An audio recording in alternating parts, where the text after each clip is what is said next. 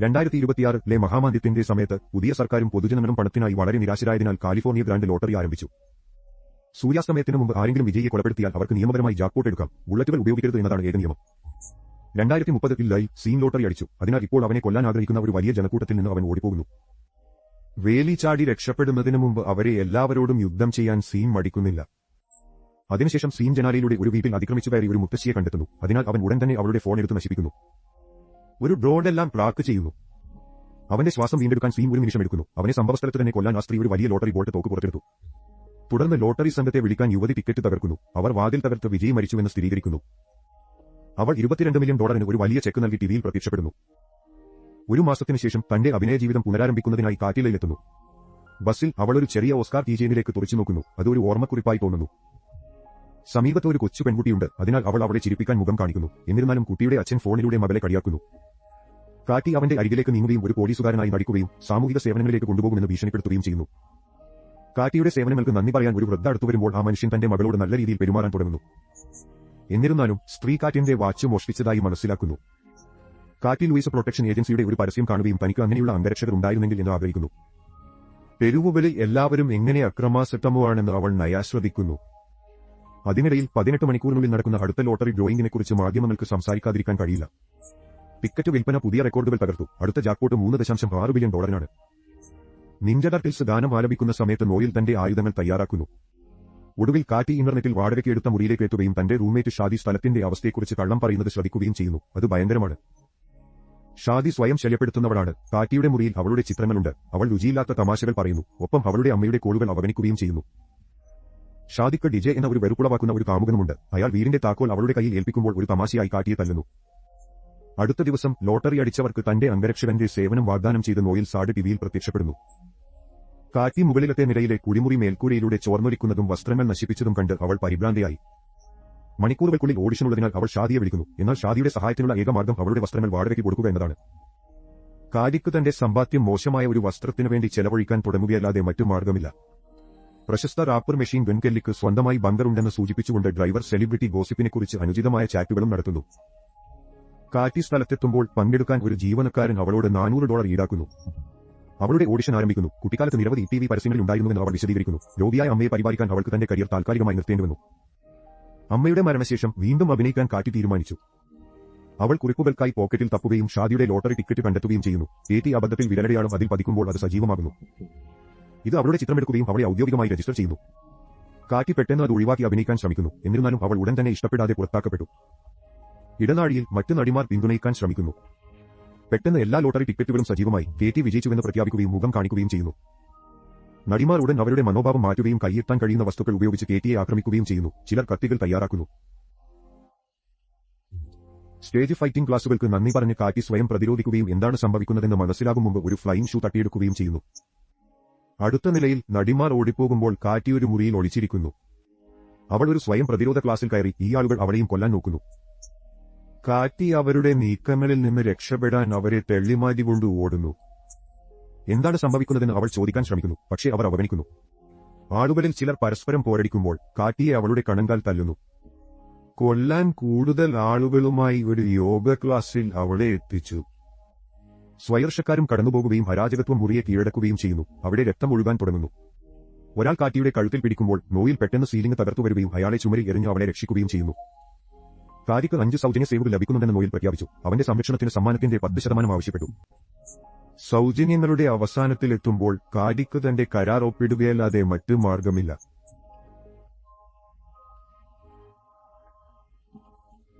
അവളെ സുരക്ഷിതമാക്കാൻ അയാൾ അവളെ പുറകിൽ ബന്ധിക്കുകയും ദൂരെ നിന്ന് ആക്രമിക്കാൻ ഒരു ചാട്ടയായി ഒരു ബെൽറ്റ് ഉപയോഗിക്കുകയും ചെയ്യുന്നു. എതിരാളികളെല്ലാം പരാജയപ്പെട്ടു കഴിഞ്ഞു. കാറ്റി നോയിലിന്റെ ഗൺ എടുക്കുകയും ചെയ്യുന്നു. ഗൺ എളുപ്പത്തിൽ തട്ടിയെടുത്ത ശേഷം അബോധാവസ്ഥയിലുള്ള ആളുകളെ ശരിയായ സ്ഥാനത്ത് നോയിൽ വെക്കുന്നു. ഇതിനകം പുറത്തുള്ള ലോട്ടറി ഡ്രോൺ ഓരോ 14 മിനിറ്റിലും വിജയിയുടെ സ്ഥാനം പോസ്റ്റ് ചെയ്യുന്നു. അതിനാൽ അവർ മുന്നോട്ട് പോകണമെന്ന് അദ്ദേഹം വിശദീകരിക്കുന്നു. അവർ കെട്ടിടത്തിന് പുറത്തേക്ക് ഓടുമ്പോൾ മറ്റു കളിക്കാരെ പരസ്പരം കൊല്ലാൻ നിയമങ്ങൾ അനുവദിക്കുന്നില്ലെന്ന് നോയിൽ ചൂണ്ടിക്കാട്ടുന്നു. ഭക്ഷണ ട്രക്കിലെ ആളുകൾ അവരുടെ നേരെ ഒരു കത്തി എറിയുന്നു. അവർ രക്ഷപ്പെടാൻ അവന്റെ കാറിൽ കയറുന്നു. ഇരുവരും നഗരത്തിലൂടെ സഞ്ചരിക്കുമ്പോൾ ആളുകൾക്ക് അവരുടെ ലൊക്കേഷനെക്കുറിച്ചുള്ള മുന്നറിയിപ്പ് ലഭിക്കുകയും പോരാട്ടത്തിൽ ചേരാൻ തയ്യാറെടുക്കുന്നു. ഐസ്ക്രീം ട്രക്ക് കുട്ടികളെ ഉപേക്ഷിക്കുന്നു. ബസ്സിൽ നിന്നുള്ള സ്ത്രീക്ക് പോലും ഇതിനകം ഒരു വലിയ ലോട്ടറി ബോട്ട് തോക്കുണ്ട്. ലോട്ടറി എങ്ങനെ പ്രവർത്തിക്കുന്നുവെന്ന് അദ്ദേഹം കേറ്റി വിശദീകരിക്കുന്നു. അവൾ അറിയാത്തതിൽ ആശ്ചര്യപ്പെട്ടു. താനും അമ്മയും സിനിമകളും ഷോകളും മാത്രമേ കാണൂ, ഒരിക്കലും വാർത്തകൾ കാണില്ല, കാരണം അവർ നിരാശരായിരുന്നുവെന്ന് കാട്ടി ചൂണ്ടിക്കാട്ടുന്നു. ഉടൻ തന്നെ ബൈക്കുകളിൽ ആളുകൾ കാറിനെ പിന്തുടരുന്നു. അതിനാൽ വേഗത വർദ്ധിപ്പിക്കുന്നതിന് മുമ്പ് നോയിൽ ഇരുവർക്കും ഹെൽമറ്റ് കൊണ്ടുവന്നു. ഒരു ബോംബ് കാറിന്റെ മുകളിൽ എറിയുകയും മേൽക്കൂരയ്ക്ക് തീ പിടിക്കുന്നു. കാറ്റ് തീ അണയ്ക്കുകയും ചെയ്തതിനാൽ ഒരു പഴയ വെയർഹൌസിലേക്ക് പ്രവേശിക്കുന്നു. പെട്ടെന്ന് അവൻ കാർ തിരിക്കുകയും ഒരു ബൈക്ക് യാത്രികൻ അതിനെതിരെ ഇടിക്കുന്നു. പക്ഷേ മറ്റു ബൈക്കുകാരെ ഒഴിവാക്കാൻ അയാൾ വെയർഹൌസിലൂടെ ഡ്രൈവ് ചെയ്യുന്നത് തുടരണം. കാറ്റികയും ഉപേക്ഷിക്കാൻ ആഗ്രഹിക്കുന്നു, പക്ഷേ ഏകമാർഗം നഗരം വിടുക എന്നതാണ്. നോയിൽ ഒരു വ്യക്തിയെ തന്റെ ഡാർട്ട് ഉപയോഗിച്ച് വെടിവെക്കുന്നു. കൂടുതൽ ശത്രുക്കൾ വിവിധ വസ്തുക്കൾ അവരുടെ നേരെ എറിയുമ്പോൾ അവൻ വൃത്താകൃതിയിൽ ഓടിക്കുന്നു. ഇത് ധാരാളം പൊടിപടലങ്ങൾ സൃഷ്ടിക്കുന്നു. ഇത് ശബ്ദമുണ്ടാക്കാതെ കാർ പുറത്തേക്ക് തള്ളി ഇരുവർക്കും രക്ഷപ്പെടാൻ അനുവദിക്കുന്നു. അടുത്ത മൊളോഡോവ് നിലത്ത് വീഴുന്നതുവരെ ബൈക്ക് യാത്രക്കാർ ശ്രദ്ധിക്കുന്നില്ല. ഗെയിം ഉപേക്ഷിക്കാൻ കാറ്റി വാശി പിടിക്കുന്ന അതിനാൽ അവളെ ഏറ്റവും അടുത്തുള്ള ക്വിറ്റ് ലൈനിലേക്ക് കൊണ്ടുപോകുന്നു. ബൈക്കർമാർ അവരെ കണ്ടെത്തുകയും വേട്ടയാടൽ വീണ്ടും ആരംഭിക്കുന്നു. ഒരു ശത്രു പുറകിലെ ജാലകത്തിലൂടെ കാറിലേക്ക് ചാടുന്നു. കാറ്റിയോട് ഡ്രൈവ് ചെയ്യാൻ ആവശ്യപ്പെടുന്നു. കഴിയില്ലെന്ന് പറഞ്ഞ് അവളെ അവഗണിച്ചു. തുടർന്ന് നോയിൽ പിൻസീറ്റിലേക്ക് നീങ്ങുന്നു. കാറിൽ നിന്ന് അവളെ പുറത്താക്കുന്നതിന് മുമ്പ് എതിരാളിയുടെ മേൽ ഒരു അധിക ഹെൽമെറ്റ് ഇടുന്നു. ബൈക്ക് യാത്രക്കാരിൽ നിന്നും രക്ഷപ്പെടാൻ ഒരു മതിലിലൂടെ ഓടിക്കാൻ നോയിൽ കാറ്റിയെ നിർബന്ധിക്കുകയും ചെയ്യുന്നു.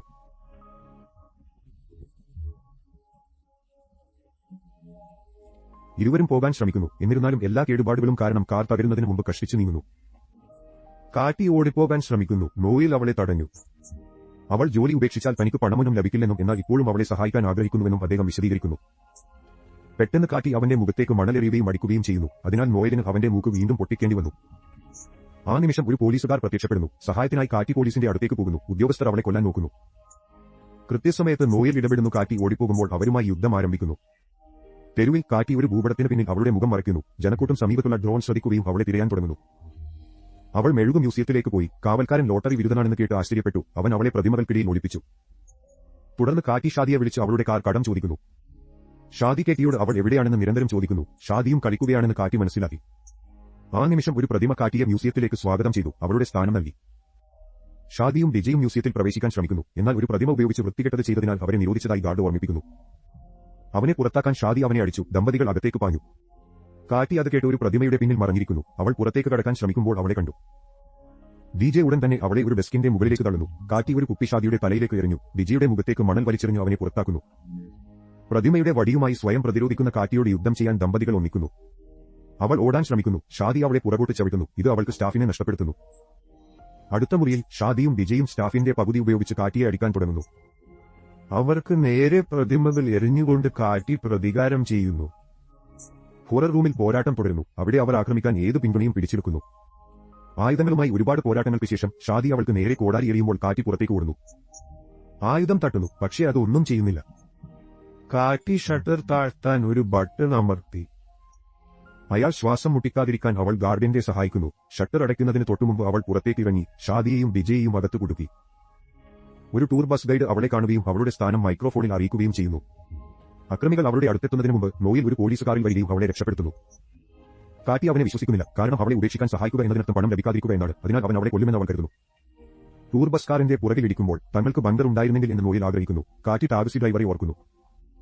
ഉടൻ തന്നെ ഇരുവരും മെഷീൻ ഗൺ കെല്ലിയുടെ വീട്ടിൽ പ്രത്യക്ഷപ്പെടുന്നു. കാറ്റി സഹായം ആവശ്യപ്പെടുന്നു. കാറ്റിക്ക് നോയലിന്റെ ഡാർക്ക് ഗൺ ലഭിക്കുകയും തന്റെ പാനിക്ക് റൂം തുറക്കാൻ അവനെ നിർബന്ധിക്കുകയും ചെയ്യുന്നു. കേറ്റിയും നോയലും അകത്തേക്ക് ഓടിക്കയറി വാതിൽ അടക്കുന്നതിന് മുമ്പ് ഒരു ഡാർട്ട് ഉപയോഗിച്ച് കെല്ലിയെ ഉറക്കി. സ്വീകരണമുറിയിൽ ഒരു ജനക്കൂട്ടം ഒത്തുകൂടുന്നു. ഒരു കൈവാതിൽ തുറക്കാൻ ശ്രമിക്കുന്നു. നോയിൽ അത് ഷൂട്ട് ചെയ്യാൻ തയ്യാറെടുക്കുന്നു. അവളെ വെടിവെക്കണമെന്ന് കരുതി കാറ്റി തോക്ക് എടുത്ത് കൈയിലേക്ക് ഒരു ഡാർട്ട് അയക്കുന്നു. ഒടുവിൽ എന്നേക്കുമായി വാതിൽ അടയ്ക്കുകയും ചെയ്യുന്നു. മുറി പൂർണ്ണമായും സജ്ജീകരിച്ചിരിക്കുന്നു. സുരക്ഷാ ക്യാമറയിൽ ഇരുവർക്കും ആൾക്കൂട്ടത്തെ കാണാൻ കഴിയും. കാറ്റി നോയലിനെ ലക്ഷ്യമാക്കി തോക്ക് സൂക്ഷിക്കുന്നു. അതിനാൽ അവൻ അവളുടെ അരികിലിരുന്നു. താൻ ഒരു നല്ല ആളാണെന്ന് തെളിയിക്കാൻ തന്നെക്കുറിച്ചുള്ള വസ്തുതകൾ പങ്കിടുന്നു. പെട്ടെന്ന് കേറ്റിയുടെ പോക്കറ്റിൽ നിന്ന് തീജയും വീണു. അത് കൂളായി തോന്നുന്നു എന്ന് പറഞ്ഞപ്പോൾ കാറ്റി തുറക്കുന്നു. സിനിമയെയും സെലിബ്രിറ്റികളെയും സ്നേഹിച്ച അമ്മയ്ക്ക് വേണ്ടിയാണ് അവൾ നടിയാകാൻ തിരഞ്ഞെടുത്തത്. ഹോളിവുഡ് നരകമാകുമെന്ന് അമ്മയ്ക്ക് അറിയാമായിരുന്നു. അവൾ അവളെക്കുറിച്ച് അഭിമാനിക്കുമെന്ന് ഓർമ്മിപ്പിക്കാൻ കാറ്റിക്ക് തീജയും സമ്മാനിച്ചു. അവൾ ചെറുപ്പത്തിൽ ഭാരതാരമായി നല്ല പണം സമ്പാദിച്ചു. പക്ഷേ അവളുടെ അച്ഛൻ അതെല്ലാം കൊണ്ട് ഓടിപ്പോയി. നോയിൽ വളരെ മനസ്സിലാക്കുകയും ആശ്വസിപ്പിക്കുകയും ചെയ്യുന്നു. കാറ്റി അദ്ദേഹത്തിന് തോക്ക് തിരികെ നൽകുന്നു. എന്തുകൊണ്ടാണ് നോയിൽ അവളെ ഉപേക്ഷിക്കാൻ സഹായിക്കുന്നതെന്ന് അവൾക്ക് അറിയണം. 1 ആളുകളുടെ ജീവൻ രക്ഷിക്കുന്നു. 2 ആളുകളുടെ ജീവൻ രക്ഷിക്കാൻ ആവശ്യമായ പണം സമ്പാദിക്കുന്നു. പുറത്ത് ജനക്കൂട്ടം ഒരു പ്രയോജനവുമില്ലാതെ വാതിലിൽ മുട്ടുന്നത് തുടരുന്നു. അവനെ ഉണർത്താൻ ഷാദി കെല്ലിയെ അടിക്കുന്നു. പക്ഷേ ഒന്നും സംഭവിക്കുന്നില്ല. പകരം അയാൾ അവനെ കുളത്തിലേക്ക് വലിച്ചിഴച്ച് ഡോർ പാസ്വേഡ് പങ്കിടാൻ ഭീഷണിപ്പെടുത്തുന്നു. അത് മെമ്മെ 6969. ഇതെല്ലാം കാറ്റിയും നോയലും കാണുന്നുണ്ട്. അയാൾക്ക് മറ്റൊരു മാർഗവുമില്ലാത്തതിനാൽ ദേഷ്യം വരുന്നു. കേറ്റിയുടെ ഫോൺ ഒരു സേഫിനുള്ളിൽ വെക്കാൻ തിരക്കുകൂട്ടുകയും ചെയ്യുന്നു. ഷാദി പാസ്വേഡ് ഉപയോഗിക്കുന്നതിനാൽ ഇരുവരും വാതിൽ പിടിക്കുന്നു. അവരുടെ എല്ലാ ഫോണുകളും ആംബർ അലേർട്ടിനൊപ്പം റിംഗ് ചെയ്യുന്നത് കേൾക്കുമ്പോൾ ജനക്കൂട്ടം മരവിച്ചു. ഇതൊരു കെണിയാണ്. അവരുടെ ഫോണുകൾ പൊട്ടിത്തെറിക്കാൻ തുടങ്ങുന്നു. ശരീരഭാഗങ്ങൾ പലതരത്തിൽ കത്തിക്കുന്നു. എല്ലാവരും പൊള്ളലുമായി ഇടപെടുമ്പോൾ കാറ്റിയും നോയലും രക്ഷപ്പെടാൻ പുറത്തേക്ക് വരുന്നു. പുറത്ത് ഒരു കൂട്ടം കാവൽക്കാർ കേടുപാടുകൾ സംഭവിക്കാത്ത കാറുകളും റബ്ബർ ബുള്ളറ്റ് തോക്കുകളുമായി കാത്തിരിക്കുന്നു. അവർക്ക് കേറ്റിയെ മാത്രമേ കൊണ്ടുപോകാൻ ആഗ്രഹമുള്ളൂ. നോയലിനെ കൂടെ കൊണ്ടുവരാൻ അവൾ അവരെ നിർബന്ധിക്കുന്നു. നോയൽ ഈ ആളുകളുമായി പ്രവർത്തിക്കുന്നുണ്ടോ എന്ന് കാറ്റി ചോദിക്കുന്നു. താൻ ഒരു ഫ്രീലാൻസറാണെന്ന് അദ്ദേഹം വിശദീകരിക്കുന്നു. ഇപ്പോൾ അവൻ ഒരു ഫ്രീലാൻസറാണെന്ന് നിമിഷങ്ങൾക്ക് ശേഷം അവർ ആസ്ഥാനത്തെത്തുകയും കാറ്റി ലൂയിസിനെ കണ്ടുമുട്ടുകയും ചെയ്യുന്നു. ഇത് അവന്റെ സെക്യൂരിറ്റി കമ്പനിയാണെന്ന് മനസ്സിലാക്കുന്നത് അവൾക്ക് അവനിൽ മതിപ്പില്ല. കാരണം അവൻ നോയലിനെ കളിയാക്കുകയും നഗരത്തിന് പുറത്തേക്ക് കൊണ്ടുപോകാൻ ആവശ്യപ്പെടുകയും ചെയ്യുന്നു. എന്നിരുന്നാലും ലൂയിസ് അവൾക്ക് ഒരു പുതിയ ഫോൺ സമ്മാനിക്കുകയും അവൾ രാജ്യത്തെ ഏറ്റവും സുരക്ഷിതമായ കെട്ടിടത്തിലാണെന്ന് ചൂണ്ടിക്കാണിക്കുകയും ചെയ്യുന്നു. അവന്റെ പോക്കറ്റിൽ ഗ്രനേഡുകൾ. 4 മണിക്കൂർ മാത്രം ശേഷിക്കെ ലൂയിസ് അവർക്ക് ഒരു ടൂർ നൽകുകയും അവർ സംരക്ഷിച്ച എല്ലാ വിജയികളുമൊത്ത് അവർക്ക് മതിൽ കാണിക്കുകയും ചെയ്യുന്നു. അവർ 30% ഈടാക്കുകയും ആ പണത്തിന്റെ ഒരു ഭാഗം നോയലിന് ലഭിച്ചതിനു ശേഷം കാറ്റി കരാർ ഒപ്പിടുന്നു. പുറത്ത് ഒരു ജനക്കൂട്ടം തടിച്ചുകൂടുന്നത് അവർ സുരക്ഷാ ക്യാമറകളിൽ കാണുന്നു. അതിനാൽ ഡീകോയ് വാഹനങ്ങൾ ഉപയോഗിച്ച് കാറ്റിയെ മറഞ്ഞിരിക്കുന്ന ഭൂഗർഭ കോട്ടയിലേക്ക് മാറ്റുന്നത് സുരക്ഷിതമാണെന്ന് ലൂയിസ് തീരുമാനിക്കുന്നു. ആദ്യം മുറിവുകൾ വെച്ചുവെട്ടുന്നു. നോയൽ തന്നെക്കുറിച്ച് കൂടുതൽ പറയുന്നു. അദ്ദേഹം ലൂയിസിനൊപ്പം സ്വകാര്യ മേഖലയിൽ കൂലിപ്പണിക്കാരനായിരുന്നു. ഭയാനകമായ ആളുകളെ കൊല്ലാൻ അവരുടെ യൂണിറ്റ് ലോകമെമ്പാടും അയച്ചു. ഒരു ദിവസം നോയൽ തന്റെ ഇരകൾ എല്ലായ്പ്പോഴും മോശക്കാരല്ലെന്ന് കണ്ടെത്തി. അതിനാൽ അവർ അവിടെ നിന്നും രക്ഷപ്പെട്ടു. അവൻ സമ്പാദിക്കുന്ന പണം അവന്റെ ഇരകളുടെയും സഹപ്രവർത്തകരുടെയും കുടുംബങ്ങളിലേക്കാണ് പോകുന്നത്. തന്റെ അച്ഛൻ തനിക്ക് 8 വയസ്സ് മുതൽ ദിവസം മുഴുവൻ ജോലി ചെയ്തിരുന്നതായും കാറ്റി പങ്കിടുന്നു. അവൾക്ക് 18 വയസ്സായപ്പോൾ സ്വന്തം പണം കൈകാര്യം ചെയ്യണമെന്ന് അവൾ അവനോട് പറഞ്ഞു. അതിനാൽ അവൻ അപ്രത്യക്ഷനായി. 1 മാസം മുമ്പ് മരണമടഞ്ഞ തന്റെ രോഗിയായ അമ്മയെ കാറ്റിക്ക് പരിചരിക്കേണ്ടി വന്നു. ആ നിമിഷം ഒരു ജോലിക്കാരൻ ഒരു പ്രോസ്റ്റെറ്റിക്സ് മെഷീൻ കൊണ്ടുവരുന്നു. അവളുടെ മുഖം ഉള്ളിലാക്കി മെഷീൻ ഒരു മാസ്ക് പ്രയോഗിക്കുന്നു. അത് അവളെ ഒരു വൃദ്ധനെപ്പോലെയാക്കുന്നു. എന്നിരുന്നാലും കാറ്റിയെ പുറത്തേക്ക് മാറ്റുന്നതിൽ അർത്ഥമില്ല എന്നതിനാൽ നോയൽ ആശങ്കാകുലനാണ്. കൂടാതെ ഈ സൗകര്യം പഴയ സമ്മാനങ്ങളുടെ 30% മാത്രം ഉപയോഗിച്ച് പരിപാലിക്കാൻ വളരെ ചെലവേറിയതാണ്. വേഷം മാറാൻ കേറ്റി വസ്ത്രം മാറിയതിനു ശേഷം വിജയികളെ രഹസ്യമായി കൊല്ലാൻ അവരെ സംരക്ഷിക്കാൻ മാത്രമാണ് ലൂയിസ് അഭിനയിക്കുന്നതെന്ന് നോയൽ മനസ്സിലാക്കുന്നു. ലൂയിസ് അവരെ ഒരു കാറിലേക്ക് കൊണ്ടുപോകുന്നു. കാറ്റി നോയൽ വരാൻ അഭ്യർത്ഥിക്കുന്നു. അത് ലൂയി നിരസിച്ചു. നിരാശനായി കേറ്റി ലൂയിസിനെ ഞരമ്പിൽ ചവിട്ടുന്നു. ഗാരേജിന്റെ വാതിൽ തുറക്കാൻ നോയൽ ഡിസ്ട്രാക്ഷൻ ഉപയോഗിക്കുന്നു. ജനക്കൂട്ടം ഓടിയെടുക്കുമ്പോൾ അവൻ എല്ലാ കാവൽക്കാരെയും ഡാർട്ടുകൾ ഉപയോഗിച്ച് വെടിവെച്ചു. അവർ കാറ്റിയെ തിരിച്ചറിയുകയും അവളെ അവഗണിക്കുന്നു. നോയൽ അവളെ വലിച്ചിഴച്ച് ഒരു ഗാർഡിൽ നിന്ന് മോഷ്ടിച്ച കീഗാർഡ് അവൾക്ക് നൽകി അവളോട് ഓടാൻ പറഞ്ഞു. ലൂയിസ് അവനെ ചവിട്ടുമ്പോൾ കൂടുതൽ കാവൽക്കാർ പ്രത്യക്ഷപ്പെട്ട് നോയലിനെ പിടിച്ചു നിർത്തുന്നു. പെട്ടെന്ന് എല്ലാ കാറുകളും അവയിലൊന്നിൽ ഒളിച്ചിരുന്ന കാറ്റിയുമായി പുറപ്പെടുന്നു. അതിനാൽ ലൂയിസ് തന്റെ ആളുകളെ അവരെ പിന്തുടരാൻ അയക്കുന്നു. കാറ്റി തന്റെ മുഖംമൂടി അഴിച്ചുമാറ്റി കാറിന്റെ നിയന്ത്രണം ഏറ്റെടുക്കുന്നു. റൂട്ട് മാറ്റം ലൂയിസിന്റെ സിസ്റ്റത്തെ അറിയിക്കുന്നു. അതേസമയം ഡ്രോണിന് കാറ്റിയെ നഷ്ടപ്പെട്ടതിനാൽ സോഷ്യൽ മീഡിയ കാടുകയറുകയാണ്. ഇത് അവളെ ഒരു നായകനായി കാണുന്ന ആരാധകരെ വർദ്ധിപ്പിക്കുന്നു. കാറ്റി നഗരം വിടാൻ പോകുകയാണ്. എന്നാൽ നോയലിൽ നിന്ന് ഒരു കോൾ ലഭിക്കുന്നു. അവളോട് തിരിയാൻ പറയുന്നു, അല്ലെങ്കിൽ അവൻ നോയലിനെ കൊല്ലും. അവൻ അവനെ കുത്തിക്കൊണ്ടേയിരിക്കുന്നു. എന്നിട്ടും നോയൽ കേറ്റിയോട് രക്ഷപ്പെടാൻ പറയുന്നു. കുറച്ചു മടിക്ക് ശേഷം കാറ്റി കാർ തിരിക്കാൻ സമ്മതിക്കുന്നു. ലൂയിസ് നോയലിനെ ഒരു പഴയ തിയേറ്ററിലേക്ക് കൊണ്ടുപോകുകയും അവരുടെ കൂലിപ്പണിക്കാലത്ത് അവർ സാധാരണക്കാരെ കൊല്ലുകയാണെന്ന് അറിയാമായിരുന്നുവെന്ന് വെളിപ്പെടുത്തുന്നു. എളുപ്പമുള്ള പണമായതിനാൽ ശ്രദ്ധിച്ചില്ല. താൻ പണം പങ്കിടാൻ ഇഷ്ടപ്പെടാത്തതിനാൽ തന്റെ ടീമിനെ കൊന്നുകളഞ്ഞിട്ട് നോയൽ ചെയ്തതാണ് എന്ന് വരുത്തിത്തീർത്തു ലൂയിസ് സമ്മതിക്കുന്നു. 15 മിനിറ്റുകൾ മാത്രം ശേഷിക്കെ ഒരു തോക്ക് എടുത്ത് തിയേറ്ററിനുള്ളിലേക്ക് പാഞ്ഞുകയറിയ കാറ്റി സ്റ്റേജിൽ ലൂയിസിനെയും നോയലിനെയും കാണുന്നു. ആർക്കും പണം ലഭിക്കാതിരിക്കാൻ അവൾ സ്വയം ഇല്ലാതാക്കുമെന്ന് ഭീഷണിപ്പെടുത്തുന്നു. ലൂയിസ് അവളെ വിശ്വസിക്കുന്നില്ല. താൻ ഇത് സോഷ്യൽ മീഡിയയ്ക്കായി റെക്കോർഡ് ചെയ്യുന്നതായും അവൾ അവനെ കാണിക്കുന്നു. അങ്ങനെ അയാൾക്ക് തോക്കിൽ നിന്ന് വിരലടയാളം വൃത്തിയാക്കാൻ കഴിയില്ല. കാറ്റി തന്റെ ജീവിതത്തിന്റെ ഭയാനകമായ അവസ്ഥയെക്കുറിച്ച് പറഞ്ഞു തുടങ്ങുകയും ട്രിഗർ ഏതാണ്ട് തള്ളുകയും ചെയ്യുന്നു. കാറ്റി അയാൾക്ക് തോക്ക് നൽകാൻ പോകുകയാണെന്ന് നടിക്കുകയും പകരം അവനെ സ്റ്റേജിൽ നിന്ന് പുറത്താക്കുകയും ചെയ്തു. താൻ അഭിനയിക്കുകയാണെന്ന് സ്ഥിരീകരിച്ചു. ലൂയിസ് പുറത്തായതോടെ മറ്റു കളിക്കാർ ഉടൻ തന്നെ കാറ്റിയുടെ പിന്നാലെ വീണ്ടും വരാൻ തുടങ്ങുന്നു. അവൾ ഇന്ന് കണ്ടുമുട്ടിയ എല്ലാ ആളുകളും തിയേറ്ററിൽ പ്രത്യക്ഷപ്പെടുകയും എല്ലാ പ്രവേശന കവാടങ്ങളും തടയുകയും ചെയ്യുന്നു. അതിനാൽ കാറ്റി അവർക്ക് പിടിച്ചെടുക്കാൻ കഴിയുന്ന ഏതു വസ്തുക്കളും അവരുടെ വേഗത കുറയ്ക്കാൻ ഉപയോഗിക്കുന്നു. പെട്ടെന്ന് ലൂയിസ് അവളുടെ കാലിൽ പിടിച്ച് അവളെ കൊല്ലാൻ ശ്രമിക്കുന്നതിന് മുമ്പ് വീഴ്ത്തുന്നു. ഒരു പോലീസുകാരൻ സഹായിക്കാൻ ശ്രമിക്കുന്നു. ലൂയിസ് അവനെ പുറത്താക്കുകയും കാറ്റിക്കെതിരെ പോരാടുന്നത് തുടരുകയും ചെയ്യുന്നു. ആ സമയത്ത് ഒരു ജനക്കൂട്ടം പൊട്ടിത്തെറിക്കുന്നു. അതിനാൽ കസേരയിൽ കഫ് ചെയ്തിരുന്ന ആൾഗാനം ആലപിച്ചുകൊണ്ട് നോയിൽ അവരോട് പോരാടാൻ തുടങ്ങുന്നു. കസേര പൊട്ടുന്നു. അയാൾക്ക് കൂടുതൽ സ്വാതന്ത്ര്യം നൽകുന്നു. കാറ്റി ലൂയിസിനെ കടിച്ച് നിരായുധനാക്കി താക്കോലുകൾ നോയലിന് നേരെ എറിയുന്നു. നോയൽ ലൂയിസിനോട് യുദ്ധം ചെയ്യുമ്പോൾ കാറ്റിയോട് യുദ്ധം ചെയ്യാൻ ഷാദി ഒരു കാട്ടാനയുമായി വരുന്നു. അവൾ അവളെ പെട്ടെന്ന് നിരായുധനാക്കി വീഴ്ത്തുന്നു. 4 മിനിറ്റ് മാത്രം ബാക്കി നിൽക്കെ തിയേറ്ററിലേക്ക് വൻ ജനക്കൂട്ടം കയറി. നോയൽ ഇപ്പോഴും ലൂയിസിനോട് പോരാടുകയാണ്. കാറ്റിക്ക് സുരക്ഷയ്ക്കായി സ്റ്റേജ് ഡെക്കറേഷനുകളിൽ കയറേണ്ടതുണ്ട്. ലൂയിസ് മറ്റൊരു ആളിൽ നിന്ന് കോടാലി മോഷ്ടിക്കുകയും നോയൽ കൈത്താളങ്ങൾ ഉപയോഗിച്ച് സ്വയം പ്രതിരോധിക്കുകയും ചെയ്യുന്നു. ഇത് മുൻ സുഹൃത്തിനെ പരാജയപ്പെടുത്താൻ സഹായിക്കുന്നു. കാറ്റിയുടെ പിന്നാലെ ബസ് സ്ത്രീ കയറാൻ ശ്രമിക്കുന്നു. അവൾ അവളെ ചവിട്ടുന്നു. ആളുകൾക്ക് കാറ്റിയെ പിന്തുടരാൻ കഴിയാത്തതിനാൽ നോയൽ അലങ്കാരം തകർക്കാൻ തുടങ്ങുന്നു. ലൂയിസിന്റെ ആളുകൾ എത്തുന്നു. അവർ പകുതിയും ലൂയിസിനെ കയറാൻ നോക്കുന്നു. മറ്റുള്ളവർ നോയലിനെ നേരിടുന്നു. ലൂയിസ് കാറ്റിയിലെത്തുന്നു. അവർ കാറ്റി വഴുതി വീഴുന്നതുവരെ പോരാടാൻ തുടങ്ങുന്നു. അവൾ തൂങ്ങിക്കിടക്കുകയും അവന്റെ ഗ്രനേഡുകളിലൊന്ന് സജീവമാക്കാൻ തന്റെ കീചെയിൻ ഉപയോഗിച്ചുവെന്നും വെളിപ്പെടുത്തുന്നു. ലൂയിസ് മരിക്കുകയും കാറ്റി വീഴുകയും ചെയ്യുന്നു. എന്നിരുന്നാലും അവളുടെ ആരാധകർ ഒരു വലിയ പതാകയുമായി പ്രത്യക്ഷപ്പെടുന്നു. കൗണ്ട്ഡൌൺ 0-ലെത്തിയപ്പോൾ കാറ്റി നോയലിനെ കെട്ടിപ്പിടിച്ച് 50% നൽകാമെന്ന് വാഗ്ദാനം ചെയ്യുന്നു. ലോട്ടറിക്കാർ അവൾക്ക് ചെക്ക് നൽകാൻ വരുന്നു. ഇനിയൊരു നടിയാകാൻ ആഗ്രഹിക്കുന്നില്ലെന്ന് അവൾ പ്രഖ്യാപിച്ചു. കേറ്റിയും നോയലും ഒരു സ്വതന്ത്ര സംരക്ഷണ ഏജൻസി, സ്വയം പ്രതിരോധത്തിന്റെയും സ്റ്റേജ് ഫൈറ്റിംഗിന്റെയും സ്കൂൾ, മോശം മാതാപിതാക്കളുള്ള കുട്ടികൾക്കുള്ള കേന്ദ്രം എന്നിങ്ങനെയുള്ള ഒരു കൂട്ടം ചാരിറ്റികളിൽ ഒരുമിച്ച് പ്രവർത്തിക്കുന്നു. നോയൽ ഒരു നിഞ്ച ടർട്ടിൽസ് തീം പിസ്സേരിയ തുറക്കാൻ ശ്രമിക്കുന്നു. പകർപ്പവകാശ ലംഘനത്തിന് അയാൾക്കെതിരെ കേസെടുക്കുന്നു. ഇരുവരും സ്വന്തം സൂപ്പർ യാച്ചിൽ അവധിക്കാലം ആഘോഷിക്കുന്നു.